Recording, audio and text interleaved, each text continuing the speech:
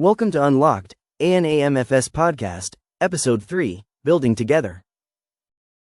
All right, good afternoon and welcome to our first podcast series for the NAMFS organization. Very excited to have an interesting group of participants here today. We have the executive director of NAMFS, a former president, and Phil, a former board member.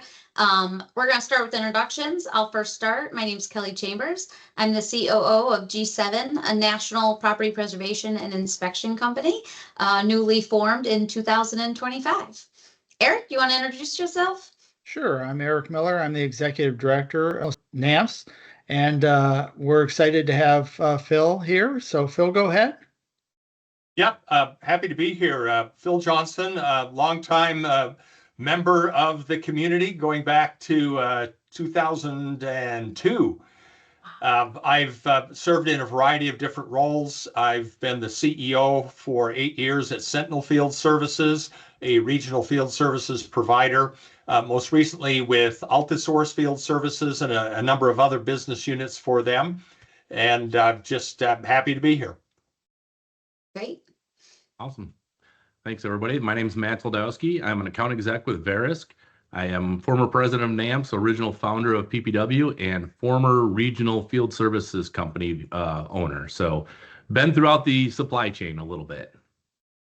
Great. Interesting perspectives to bring to our podcast this week. So this is great. Question for Phil and Matt. What unique opportunities or benefits do you think come from being a member of a large national organization like NAMFS that maybe members couldn't access on their own? You want to start, Phil? Yeah, going back to my days at First American, that's when I first became aware of NAMFS and began participating as a member and have retained membership through the years. It's been a great opportunity to network, to share best practices, to help drive advocacy and reform, improve representation to the various regulatory bodies, the government agencies, whether it be HUD or the GSEs or any of the others. It's also been a great source of resources and information.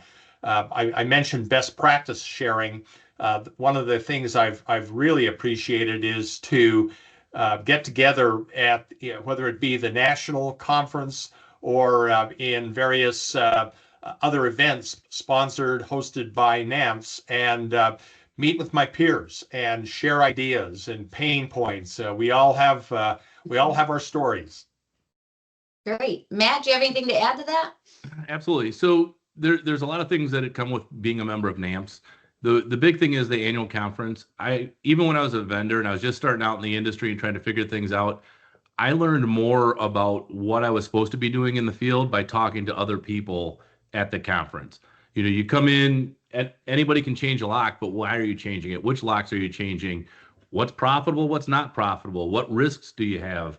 Talking to your peers, you get so much out of talking to just your peers at the conference. And then being able to listen and understand how you affect the entire supply chain really is, it helps you understand where you fit in the world. It is so important from the mortgage field service professionals providing the service to understand what the end product is that they're providing. They're just not changing a lock. They're securing a home and helping keep that house safe. So understanding where you're at and what you're doing for the industry, it's really great. And that's what I got from coming to NAMFS. That's great feedback. I want to start with Eric with the next one. From your perspective, why does having more members at NAMFS translate to greater influence? Thanks, Kelly. I think the biggest thing is that we need a larger representative body, to be able to pull from diversity of ideas, to be able to pull from data sources, because those are really the kind of key ideas that we need. We need every part of the supply chain to be represented. This isn't just a national association for nationals. We need the actual end product, the people who are on the ground doing the work, to provide their information as well. I mean, they were critical in our industry pricing initiative, being able to give us that data as it related to what the costs were in the field.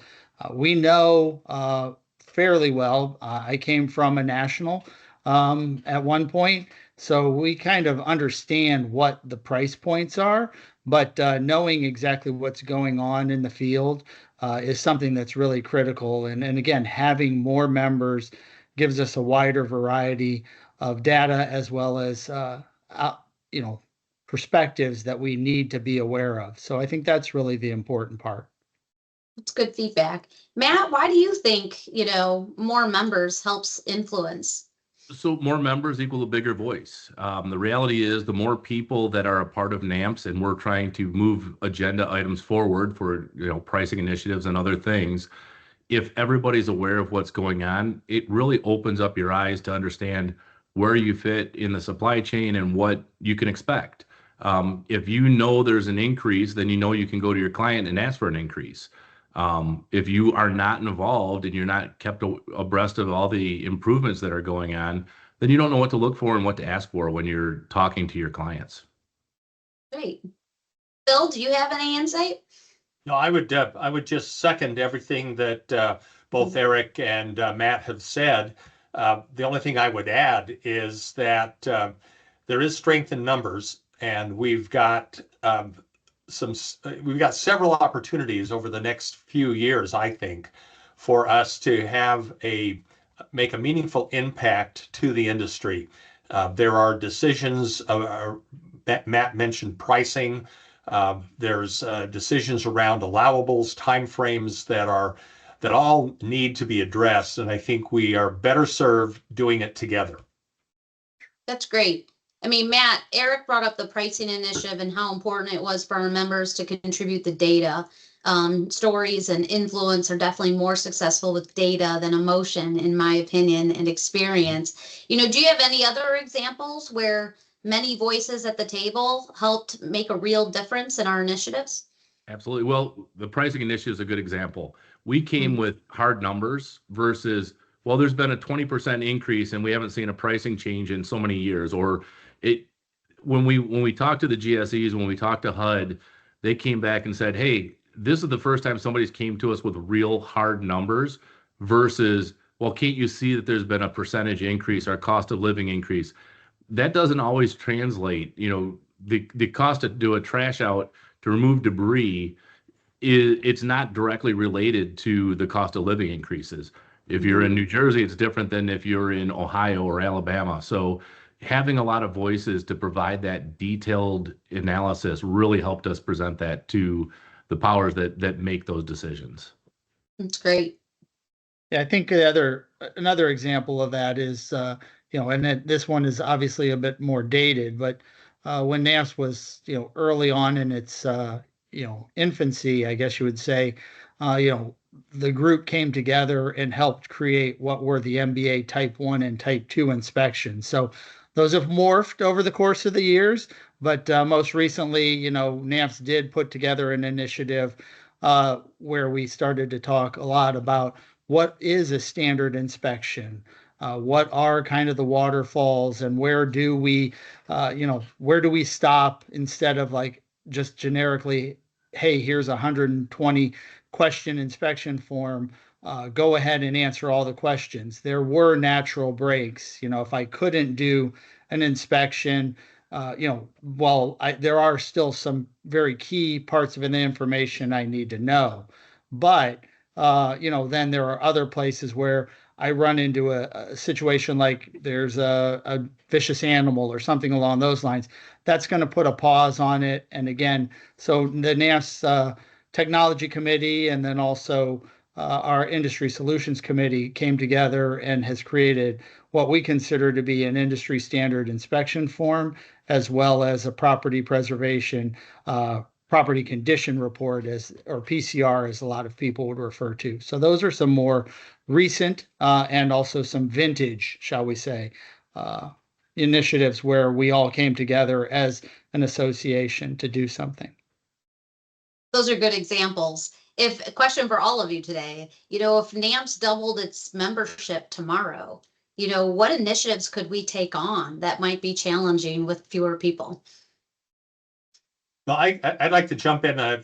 From my perspective, I think we have a tremendous opportunity right now to improve the quantity and the quality of data and useful information that we provide to policymakers around what's going on out in the field. And if we were to double our membership, certainly that would provide a nice shot in the arm in the coffers that would give us the ability to invest more in extensive research and data gathering and expert policy analysis. And by so doing, we could craft stronger evidence-based positions that would be more persuasive. And that would support, most immediately, it would support our pricing initiative. But that I think would be an immediate win for us. Great. Yeah, I would agree with Phil. I think, doubling it, the biggest thing is the ability to be an advocate or advocacy for the industry. I think that would definitely increase, abilities for us to be more, we wouldn't be kind of hamstrung by certain, initiatives, be it staffing, be it, costs, those types of things. I think that would be the big thing for us would be we could be able to be more of an advocate for the industry to try and solve some of those challenges that are out there. Great. I echo what both Eric and Phil say. It's really doubling it gives you more voices, more information, more power. And the more people that are a part of NAMFS out in the field doing the work, feeling like their voice is heard, it really allows you to understand that you're not just in your little local area. When I was a vendor and I was just in a local area, I only saw our industry from that perspective. When I became a part of NAMFS, I was able to see it from a broader perspective, see it as a national situation. And I think if we doubled our membership, hearing that and having people contribute, we'd understand better what was going on. Yeah, those are all really good answers. I agree. I think the perspective from the different localities, different states, you bring all that together, you can bring in introduce some standardization, right, to the industry. Yeah. And more standardization equals better pricing for everybody, right?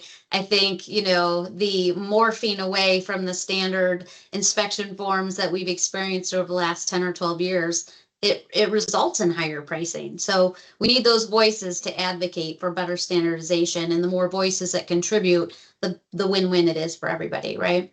So that's awesome. In closing, if you had a message for our listeners right now about why joining NAMFS isn't just good for them, but it's good for the industry, what's that message you want to pass on? For me, I just say getting involved. I mean, it's hard to, I was always told if you don't vote, you can't complain about who's elected. The same thing with NAMFS. If you don't participate, then when things happen that you don't agree with, it's hard to complain because you weren't involved in it. I've had people for a lot of years say, hey, why would I do it? I'm just going to get the same thing. Well, if you get involved, the pricing initiative is a very big example of that. When we first started that a few years ago, everybody was like, yeah, I support it, but don't tell anybody I am because I'm afraid my client will get upset. But when we put everybody into it and got it moving and had the voices behind it, everybody was excited to support it. So the more people involved, the better off, the more chances of success, the more chance of change. Good. Phil, what's your closing message for our listeners today?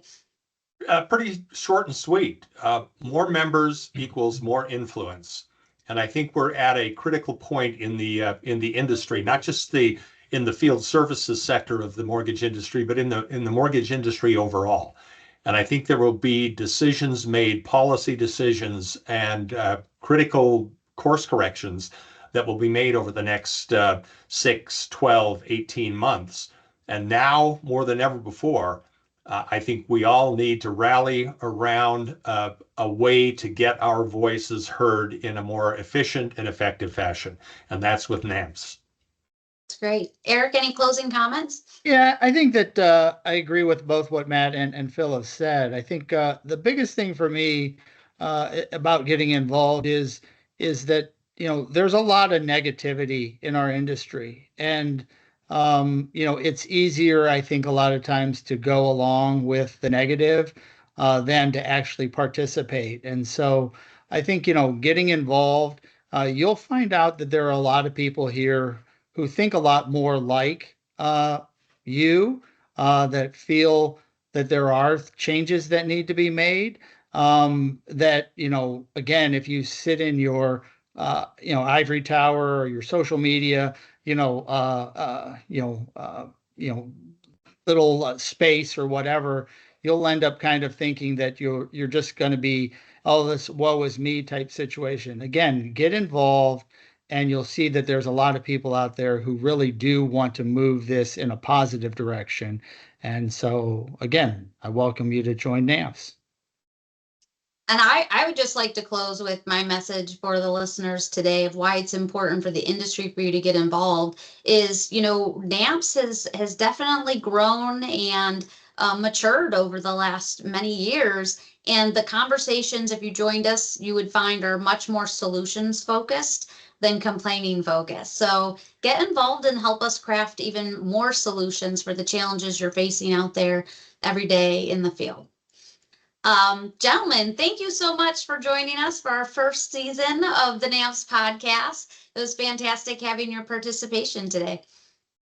Thank you. Happy to do so. Thanks. Thank you for watching and/or listening. Please be sure to subscribe to our YouTube channel or podcast. We look forward to next Wednesday when we unlock episode 4.